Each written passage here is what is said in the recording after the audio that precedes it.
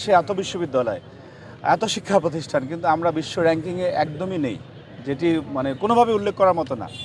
এই যে গতানুগতিক যে আমাদের বিভিন্ন ধারা, এগুলি আমাদের আসলে পরিবর্তন করতে হবে।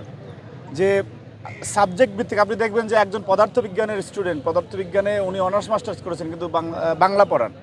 আবার দেখা গেছে যে বাংলায় স্নাতকোত্তর করা, তিনি ইংরেজি পড়াচ্ছেন।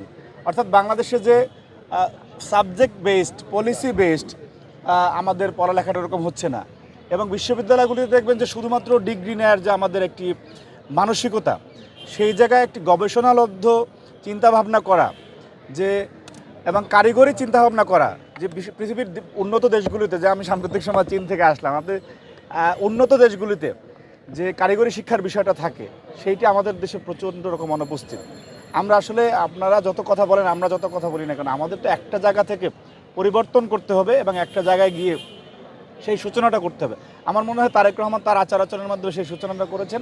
এবং আমাদের যে নাগরিক হিসাবে নৈতিক দায়িত্ব এবং প্রত্যেকটা প্রফেশনালিজমের জায়গা থেকে যে আমাদের যে দায়িত্ব, সেই জায়গাটা আমরাও যদি থাকি, আমরা যদি যার যার জায়গা থেকে প্রত্যেকের জবাব দিতে স্পষ্ট করি যে আমি ছাত্রনেতা হিসাবে আমার কোনটা করা উচিত, কোনটা বর্জন করা উচিত, সেটি কেন করলাম না, আপনারা যদি প্রশ্ন করেন, এবং আপনার নিজের জায়গায়ও যে একটি দায়িত্বের বিষয় রয়েছে, বস্তুনিষ্ঠতা রয়েছে, সেটি যদি আপনি সাংবাদিক হিসাবে মেনটেন করেন, এখন প্রত্যেকটা জায়গায় বিশ্ববিদ্যালয়ের শিক্ষকরা যে অসুস্থ রাজনৈতিক প্রতিযোগিতায় অংশগ্রহণ করবে না, তাহলে শিক্ষা কার্যক্রমটা বায়াস্ট হয়ে যাচ্ছে।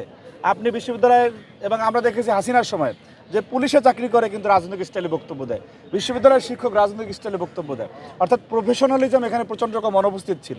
সেই জায়গাটা আমাদের নিশ্চিত করতে হবে যে বিশ্ববিদ্যালয়ের শিক্ষকরা অসুস্থ রাজনৈতিক প্রতিযোগিতায় অংশগ্রহণ করবে না, এবং আগে যে অসুস্থ রাজনৈতিক কালচার ছিল সেটি থেকে আমাদের বের হয়ে আসতে হবে, এবং যেটি কিন্তু আমরা উদাহরণ দিচ্ছি পদে পদে। আজকে আমরা ইচ্ছা করলে অনেক বেশি শোডাউন দিতে পারতাম, স্লোগান দিতে পারতাম যে তারেক রহমানকে খুশি করার জন্য, কিন্তু তিনি এমন একজন মানুষ, তিনি তাতে খুশি হন না, বরং বিরক্ত হন, আর আমরাও সেটি করতে অভ্যস্ত হতে চাই না। সুতরাং এই যে পরিবর্তনের ধারা, এটি প্রত্যেকটা জায়গায়, আপনার যদি আমরা এখান থেকে কিছু দূরে যাই, বাংলাদেশের একজন কৃষকের মাধ্যমে কলমের খোঁচায় কিন্তু বাংলাদেশে ক্ষতি হচ্ছে না, ক্ষতি হচ্ছে একজন উচ্চশিক্ষিত সচিবের খোঁচায়, কলমের খোঁচায় বা অন্য কারো কলমের খোঁচায় ক্ষতি হচ্ছে।